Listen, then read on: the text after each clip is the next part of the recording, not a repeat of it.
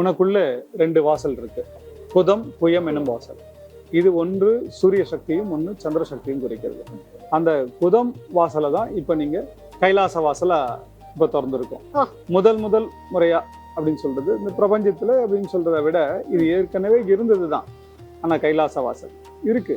நம்ம எப்படி நேச்சுரலா பாக்குறத விட அதுக்காக இது ஆர்டிபிஷியலா நம்ம பாக்குறோம். ரொம்ப அழகா இருக்கு. கைலாசத்துக்கு உண்மையா நம்ம போனோம்னா இப்படிதான் இருக்கும் போல. கண்டிப்பா. அது அது எங்க இருந்து ஆரம்பிக்குது ஐயா? உங்களுக்கு மட்டும் இந்த மாதிரி இதெல்லாம் பண்ணணும்.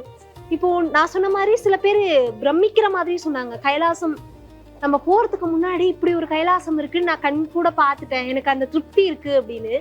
இதெல்லாம் எங்க இருந்து ஆரம்பிக்கிறீங்க? இப்படி எல்லாம் பண்ணணும்னு ஏன் உங்களுக்கு மட்டும் இப்படி எல்லாம் விசித்திரமா தோணுது? உண்மையா சொல்ல போனோம்னா நான் இத சிந்தனைகள் எனக்குள்ள இல்ல.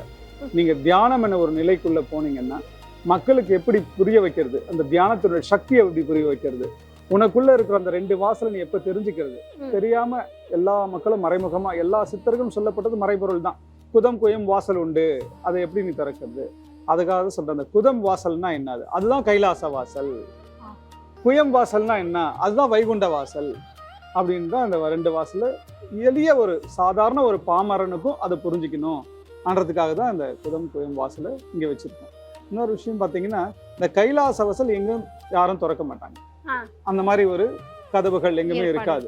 ஆனா வைகுண்ட வாசல் எல்லா பெருமாள் கோயில்ல போனாலும் இருக்கும். எந்த இடத்துல வைகுண்ட வாசல் திறப்போம், அது வைகுண்ட ஏகாதசிக்கு திறந்துருவாங்க. உண்மையாலே ரொம்ப காலம் ரொம்ப மக்கள்கள் அதிகமா இரவு விழித்து இருக்கும் பார்த்தீங்கன்னா வைகுண்ட ஏகாதசி தான்.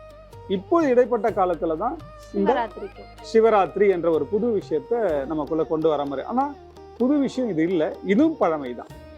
ஆனா எதுக்காக சிவராத்திரி கண் விழிக்கணும் அப்படின்னா, இந்த சிவராத்திரி கீழே இருக்கிறவர் யாரு, சிவவாக்கியர். அவர் என்ன சொன்னாரு, அரியும் சிவம் ஒண்ணு.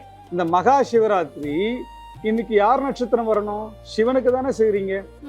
நல்லா எல்லாருமே கவனிக்க வேண்டிய ஒரு விஷயம். இன்னைக்கு மகா சிவராத்திரி, ஆனா சிவனுக்கு உகந்தது. ஆனா இன்னைக்கு என்ன நட்சத்திரம் வருது,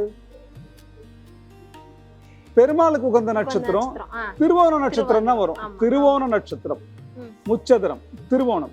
அந்த திருவோணம் யாருடையது, பெருமாளுக்குடையது. ஆனா சிவனுக்கு வந்து மகா சிவராத்திரி அதை வச்சிருக்கோமே, ஏன் வச்சிருக்கோம்? ஒவ்வொரு மனிதரும் இதுக்குள்ள இருக்க சூட்சமத்தை நீங்க புரிஞ்சுக்கணும். இந்த சூட்சமத்தை புரிஞ்சுக்கிட்டீங்கன்னா ஏதோ ஒரு விஷயம் அரியும் சிவம் ஒண்ணுதான் அன்ட்டு சிவவாக்கியர் ஏன் சொன்னாரு அந்த வாக்கியம் எல்லாரும் தெரிஞ்சுக்கலாம்.